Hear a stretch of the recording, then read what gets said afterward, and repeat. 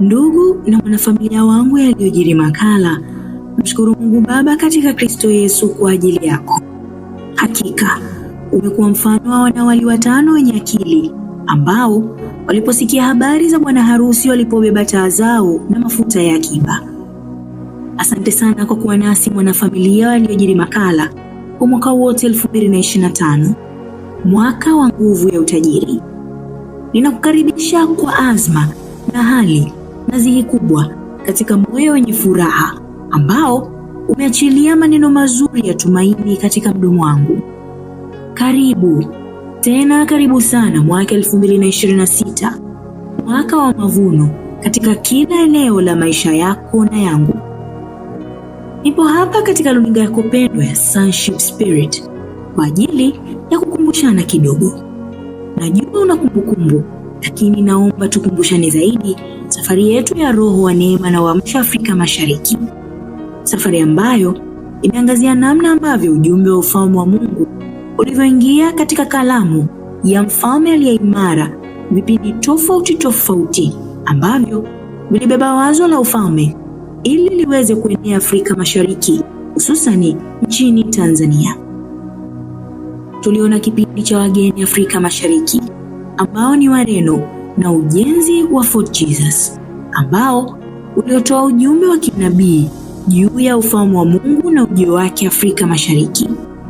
Kipindi cha ukoloni Afrika Mashariki, Tanganyika.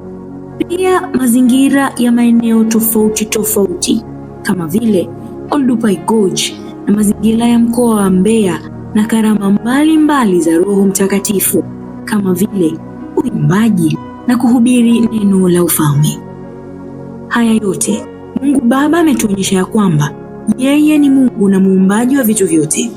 Yeye ndiye Bwana na mfalme wa vitu vyote, na huweza kutumia kitu chochote, mtu yoyote na kwa njia yoyote ili ujumbe wake wa ufalme uweze kuenea duniani kote.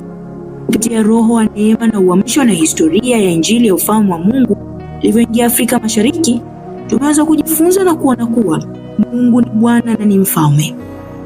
Je, mtazamaji wangu, unazikumbuka njia ambazo Mungu alizitumia ili kutimiza neno lake kwako na uzao wako juu ya nchi? Kama ni ndio, tuandikie hapa chini, nami nitakusomea katika mfululizo mwingine ujao wa roho wa neema na uamsho, ambao nitakumulikia namna ambavyo injili ya ufalme wa Mungu ilivyoenea nchini Tanzania. Jicho letu yaliyojiri ndani ya wiki itamwangazia baba wa imani, mwinjilisti Askofu Emmanuel Lazaro. Makala hii imeandikwa kwa kalamu ya mchungaji Erney Mbala, huduma ya wana mwaka 0 hadi 14, Pete ya Muhuri, Hagai 2:23. Na msimulizi wako ni mimi, Mary Kopwe, katika kipindi hiki cha yaliyojiri ndani ya wiki.